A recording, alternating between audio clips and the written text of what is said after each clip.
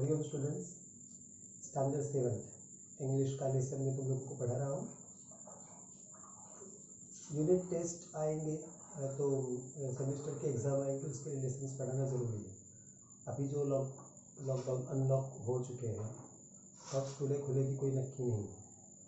तो सरकार के क्या नीति नियम आते हैं, क्या क्राइटेरिया बताती है सरकार परीक्षा लेने का, ये तय नहीं है। ज़्यादातर सब टीचर्स ने तुमको अपने अपने लेसन के कोर्स पूरे कर दिए हैं। मैंने भी यूट्यूब के ऊपर वीडियो डाले हैं मेरे ग्रामर से रिलेटेड, पूरे नहीं डाल पाया, लेकिन सोचा एक्चुअल भी कुछ करा दूँ तुम लोगों को, ताकि परीक्षा आए तो तुम लोगों को तकलीफ ना हो। तो 7th वालों, तुम लोग पहले तो इंग्लिश की किताब खोलो, इंग्लिश का लेसन में ले रहा हूँ, हम तुमको व्हाट्सएप के ऊपर ये वीडियो भेज रहा हूँ। सब तुम्हारी मर्जी, तुम खोल के देख सकते हो, बार बार देख सकते हो, ताकि तुम्हारा रिवीजन अच्छे से हो जाएगा। ठीक है, सबसे पहले तो इंडेक्स का पेज खोलो। इंडेक्स के ऊपर तुम देख रहे हो there are total 1 to 6 lesson. Total 6 lessons are there for this semester. Semester number 1. For this semester, total 6 lessons are there, and every lesson has one word common. Every lesson's name has one word common. That is exploring. Lesson number 1 is exploring symbols, and second is exploring puzzles. Third is exploring advertisings. Fourth is exploring poetry. Fifth is exploring values. Sixth is exploring patriotism. So exploring, this word is common for all the 6 lessons. What do you mean by explore? Explore means in Hindi घूम घूम के खोजना. In English it is wonder, to search by wondering. So कोई चीज को घूम घूम के खोजा जाए तो उसके लिए शब्द है एक्सप्लोर करना. Now we will take lesson number 1, exploring symbols, unit 1. See, this lesson its name is exploring symbols. तो क्या हमको सिम्बॉल्स खोजने हैं घूम घूम के? नहीं, हमें पैदल पाँव से घूम के या व्हीकल से घूम के कहीं से सिम्बॉल नहीं खोजने हैं. This lesson wants to say us so many fields of our life. In our daily life, so many things happens where symbols are used, and these symbols stand for something. So by watching those symbols, by knowing those symbols, we have to reach to the real thing. Okay, उस चीज के प्रति पहुंचना है symbol के द्वारा. जैसे कि जंगल का राजा, जंगल में कोई पगड़ी पहना हुआ या हाथ में भाला लिया हुआ, तलवार लिया, कोई राजा नहीं होगा. बट बचपन से अपने को मालूम है कि जंगल का राजा कहा मतलब कौन होगा? लायन, शेर होगा. ठीक है. फिर cunning animal in the jungle, तो वेरी कनिंग हमारे दिमाग में मालूम है, कनिंग यानी लोमड़ी ही होगी. So it is used as a symbol. These words stand for particular thing. It is not used always only for the animal. They are used for human being. Human being themselves, like poets and writers, they also use for themselves some symbols. Let us see the lesson. Open lesson number 1, unit 1, exploring symbols. Activity number 1. Rabindranath Tagore was born in Calcutta in 1861. 1861. This one is going now 2020. So nearly 150 means 150 years in that much time, before that much years. So Rabindranath Tagore was born in Calcutta in 1861. Now Calcutta is called as Kolkata. So he is the poet who wrote India's national anthem. Very well-known fellow. Rabindranath Tagore is famous for this word. What? That he wrote national anthem of our Bharat, and he won the Nobel Prize in Literature in 1913. In the year of 1913, he won the Nobel Prize. Students, do you know what is Nobel Prize? Nobel Prize is the biggest award which is given in this world. It is given only in the 4 fields: physics, then medicine, then chemistry, literature. These 4 fields, and 5th one is given just for peace, Nobel Shanti Puraskar. Here for the field of literature, Rabindranath Tagore was given award in 1913, the biggest award of the world. Which one is it? Nobel Prize. So, and he won the Nobel Prize in the literature in 1913. Literature means Sahitya, poetry, lessons, जो निबंध होते हैं, lessons होते हैं, गद्य पद्य जिसको अपनी हिंदी में बोलते हैं, जो संस्कृति का दर्पण होते हैं, लिटरेचर का बहुत बड़ा रोल होता है। इंग्लिश जो सब्जेक्ट तुम पढ़ रहे हो, हिंदी, हर एक भाषा जो होती है वो लिटरेचर ही होती है। सो इसके अंदर योगदान देने के लिए 1913 के अंदर उनको ये अवार्ड दिया गया, यानी आज से करीबन 107 साल पहले की ये बात है। उतने टाइम पहले वर्ल्ड का सबसे बड़ा अवार्ड जो है वो अपने देश के रविंद्रनाथ टैगोर जी को मिला था। टैगोर नहीं, अंग्रेजों को ढंग से बोलना नहीं आता था, इसलिए टैगोर हो गया। वो ठाकुर थे, उनके पास ठकुरायत थी बंगाल के उस हिस्से की, लेकिन अंग्रेजों की ज़बान अपने भारतीय लोगों की तरह संस्कृत वाली भाषा बोलते नहीं है। वो हमारी सारी भारतीय भाषा संस्कृत में से पैदा हुई है, वैसे वर्ल्ड की सारी भाषा संस्कृत में से ही पैदा हुई है, पर हमारी भाषाओं ने अभी तक उसके साथ कनेक्शन चालू रखा है। तो हमारी जो ज़बान है वो बहुत साफ़ होती है, उन लोगों की ऐसी साफ़ नहीं होती। वो लोग हमारी तरह इतने शुद्ध उच्चार नहीं कर सकते, तो इसलिए उन लोगों ने, उनको ठाकुर बोलना नहीं आता था, ठाकुर का टैगोर और टागोर हो गया। और हम लोग जाने कि उन लोगों को फॉलो कर रहे बेवकूफ़ की तरह, हमें अपनी सरनेम, अपने देश के लोगों की सरनेम वो लोग जैसे बुलाते वैसे हम बोल रहे। Actually Rabindranath Thakur, it was his real name, it was not Rabindranath Tagore और Rabindranath Tagore. Okay, Tagore started to write poetry when he was only 8 years old, and he published his first poem when he was only 16.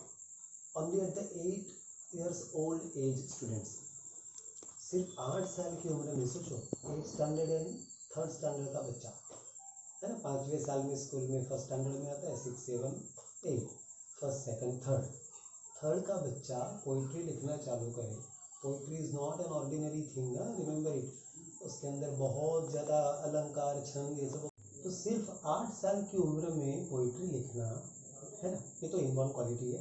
ऐसा कहते हैं कि artist are born not made, कलाकार जो होते हैं वो पैदा होते हैं, उनको बनाया नहीं जा सकता। उनको टीचिंग करके या ट्रेनिंग देके उतने अच्छे लेवल के कलाकार नहीं बनते जितने बाय बर्थ होते हैं। रविंद्रनाथ टैगोर भी बाय बर्थ बहुत ऊंची हस्ती थे, उनके अंदर बचपन से ये सेंस था पोइट्री का। So when he was only 8 years old and he published his first poem when he was only 16, सिर्फ 16, यानी 10th वाले भैया दीदी जितना, 10th पास कर चुके और 11th में पढ़ रहे हो भैया दीदी लोग जो होते हैं, सिर्फ उतनी उम्र में तो उनकी पोइट्री पब्लिश हो गई थी, किताब के रूप में छप चुकी थी, पब्लिश हो चुकी थी। When he was only 16. For this, Tagore did not use his real name. He used the pen name Bhanu Singh, means Sun Lion. For this poetry, which was published for the very first time by Tagore, for that one he used the pen name and not Ravindranath. It is very general in custom earlier, nowadays also. पहले भी बहुत common बात थी, अभी भी common बात है कि ये जो लिटरेचर के जो लोग होते हैं, लेसन लिखते हैं, पोइट्री लिखते हैं, अपनी किताबें छपवाते हैं, उन लोगों को एक अलग सा शौक होता है। वो लोग कभी भी अपना रियल नाम छपाए ऐसे उम्मीद नहीं रख सकते। तुम गुजराती साहित्य ले लो, गुजराती के अंदर जैसे कि बड़े बड़े राइटर्स हैं, सुंदरम है, कलापी है, ये उनके रियल नाम नहीं है। तुम्हारी गुजराती की बुक खोलो, गुजराती के इंडेक्स के अंदर तुम्हें लिखेंगे ऐसे नाम। सो ये जो सब हैं, इन लोगों ने अपने पेन नेम यूज़ किए हुए हैं।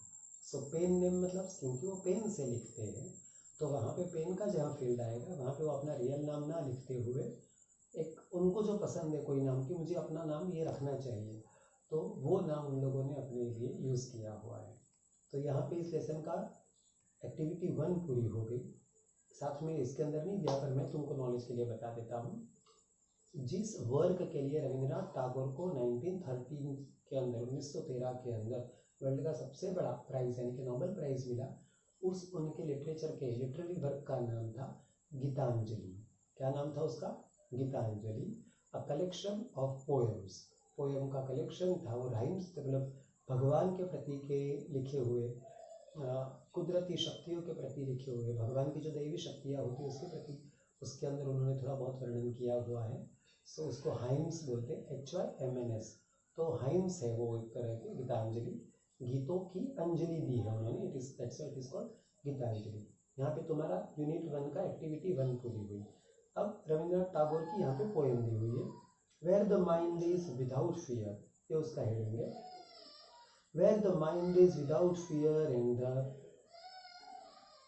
head is held high, where knowledge is free, where the world has not been broken up into fragments by narrow domestic walls, where words come out from the depth of the truth, where tireless striving stretches its arms towards perfections, where the clear stream of reason has not lost its way into the dreary desert sand of dead habit, where the mind is laid forward by D मतलब उनका, दी ये पुरानी English है, ये 400-500 साल पहले use होती थी, दी into ever widening thought and action into that heaven of freedom. My father, let my country awake. My father, father का एक कैपिटल लिया हुआ है। ऐसे जब कैपिटल अक्षर लिया जाता है किसी भी वर्ड के लिए तो वो भगवान के लिए, परमात्मा के लिए यूज होता है। बहुत छोटी सी है ये पोएम, ये रविंद्रनाथ टैगोर ने लिखी हुई है। जब वो रहते थे, जब वो अस्तित्व में थे, when he was living on this earth, at that time our country Bharat, it was a slave country under the hands of Britishers. So at the same time during the colloquial time was also not, people were not living in a proper knowledge age, they had not proper kind of knowledge, जिसको अपने कहेंगे अंधकार के युग में वो लोग जी रहे थे, उनको पूरा ज्ञान नहीं था, अंधश्रद्धाएं फैली हुई थी, ब्लाइंड फेथ से वो, तो उस दृष्टि से भी यहाँ पे रविंद्रनाथ टैगोर इस पोएम के अंदर कह रहे हैं। और दूसरा अंग्रेजों का हमारे ऊपर शासन चल रहा था, इसलिए भी कह रहे हैं कि ऐसी जगह पे परमात्मा तो हमको ले जा कि जहाँ पे नॉलेज के ऊपर कोई बंधन ना हो। इस पोएम के द्वारा उन्होंने समाज के ऊपर भी कटाक्ष किया है और अंग्रेजों के सिस्टम के ऊपर भी किया हुआ है। मैं तुमको लाइन टू लाइन समझा देता हूँ। Where the mind is without fear and head is held high, जहाँ पे माइंड को किसी भी तरह का डर ना हो और सिर जो हो गर्व से ऊंचा हो। वेयर नॉलेज इज फ्री, जहाँ पे ज्ञान जो है फ्री हो, उसके ऊपर कोई तरह के बंधन ना हो। ज्ञान के ऊपर ऐसा नहीं कहने का ये गलत है ये सही है, ऐसा नहीं, ज्ञान है, व्यक्ति उसकी समझ खुद रखे। Where the world has not been broken up into fragments by narrow domestic walls, narrow मतलब छोटी, डोमेस्टिक यानी घर की, वॉल्स यानी दीवारें, फ्रेगमेंट्स यानी टुकड़े, जहाँ पे दुनिया का ज्ञान जो है वो छोटे छोटे विचारों के अंदर बटा हुआ ना हो, वो एक वाइड इसमें हो। और नॉलेज को वैसे बंटवारा करना गलत बात है, नॉलेज बहुत वाइड चीज़ है, उसका कोई अंत हो ही नहीं सकता। हमारा अज्ञान है कि हम इस नॉलेज को दीवारों में बांधने का प्रयत्न करते हैं, ऐसा होना नहीं चाहिए। तो रविंद्रनाथ टैगोर यहाँ पे परमात्मा को, भगवान को ये प्रार्थना करते हैं कि प्रभु मेरे देश को ऐसी जगह पे ले जाओ कि जहाँ पे ज्ञान मुक्तता से बांटा जाता हो। पैसे वाली बात नहीं है यहाँ पे, बंधन, कोई भी नॉलेज के ऊपर बंधन ना डाले जाए। Where words come out from the depth of the truth, सत्य की आवाज़ को दबाया ना जाए। अंग्रेजों के टाइम पे ऐसा था कि कोई व्यक्ति सत्य बोलेगा, सरकार गलत थी, लोगों के ऊपर जुल्म किया जाता था, तो उनकी आवाज़ को दबाया जाता था। तो यहाँ पे रविंद्रनाथ टैगोर कहते हैं कि कहीं पे भी किसी भी तरह की सत्य की आवाज़ को खुल के बाहर आने का मौका मिले, उसको दबाया ना जाए। It must not be suppressed. Where tireless striving stretches its arms towards perfection, tireless striving stretches its arm, tireless बिना थके, स्ट्रेच करना यानी खींचना, लंबा खींचना, इट इज कॉल्ड स्ट्रेचेस। और क्या कहा है, स्ट्राइविंग, स्ट्राइविंग यानी कोई भी चीज़ के लिए लॉन्गिंग होना, कोई चीज़ के लिए मरमर होना उसको पाने के लिए। तो ज्ञान पाने के लिए, कुछ पाने के लिए लोगों के हाथ आसानी से बढ़ते हो, उनको रोका ना जाए, उनके ऊपर पूरा मुक्ति के बादल छाए रहे, कोई भी तरह के बंधन के बादल ना हो। तो परफेक्शंस, और ऐसा जब फ्रीडम मिलेगा तो स्वाभाविक है व्यक्ति के जीवन में परफेक्शन आएगा, समाज के अंदर भी परफेक्शन आएगा। Where the clear stream of reason has not lost its way into the dreary desert sand of dark habit, कहा यहाँ पे, where the clear stream of reason, reason यानी वजह, हर तरह की वजह, बहाना, वजह, लेकिन वो कैसा होना चाहिए, क्लियर स्ट्रीम, स्ट्रीम का मतलब होता है झरना, क्लियर झरना, जिस तरह से झरना बहता हो तो नीचे के पत्थर पेबल्स अपने को क्लियरली दिखाई देते हैं साफ पानी की वजह से, उस तरह से रीज़न हर चीज़ के एकदम क्लियर हो, कहीं पे भी धकोसले नहीं, कहीं पे भी झूठा दिखावा नहीं, सच्चाई के पास व्यक्ति जीता हो। दूसरी बात क्या, हाँ यहाँ पे भी बच्चों जो लेसन का नाम है एक्सप्लोरिंग सिंबल, ये सिंबल यूज़ किया गया है, स्ट्रीम शब्द यूज़ किया गया रीज़न के लिए। तो into the dreary desert sand of dead habit, dead habits के लिए डेजर्ट सैंड शब्द यूज़ किया, ये भी सिंबल यूज़ किया है यहाँ पे राइटर ने, रविंद्रनाथ टैगोर जी ने।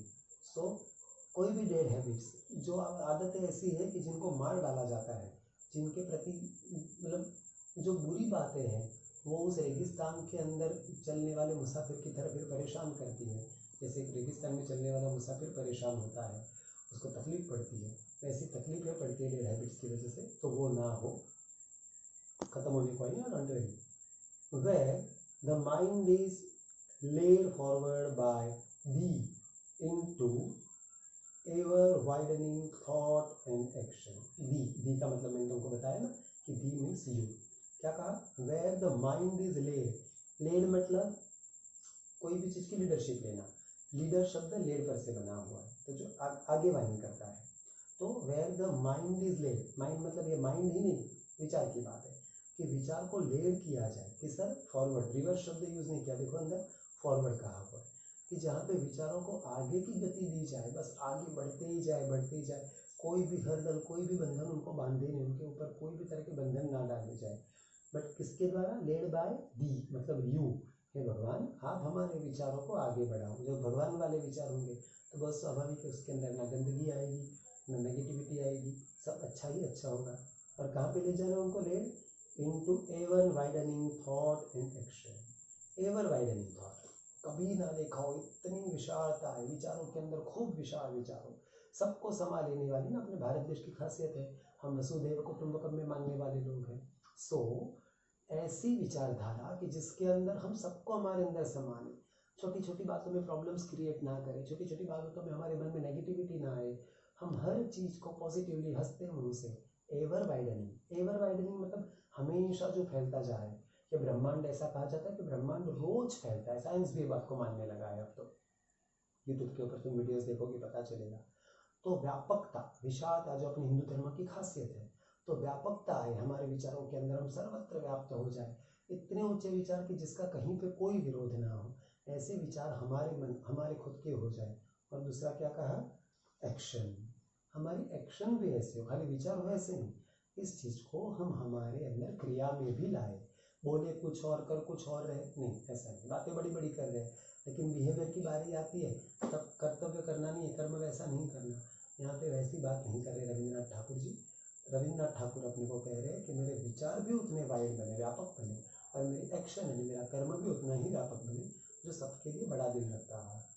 कहाँ पे, into that heaven of freedom my father let my country away, उस हेवन, हेवन का मतलब क्या होता है, स्वर्ग, उस स्वर्ग में मेरे देश को परमात्मा तुम जागृत करो, यहाँ पे ही वो स्वर्ग निर्माण हो, कि मेरा देश उस स्वर्ग के अंदर सांसें लेता हो जाए, मेरे देश का हर एक व्यक्ति खूब सुखी हो। जब विचार अच्छे होंगे, विचारों के ऊपर पाबंदियाँ नहीं डाली होगी, बंधन नहीं डाले होंगे, विचार बहुत वाइड होंगे, और ऐसी जगह पे व्यक्ति का जीवन खूब प्रफुल्लता से खिलेगा, क्योंकि उसके ऊपर बंधन नहीं होंगे।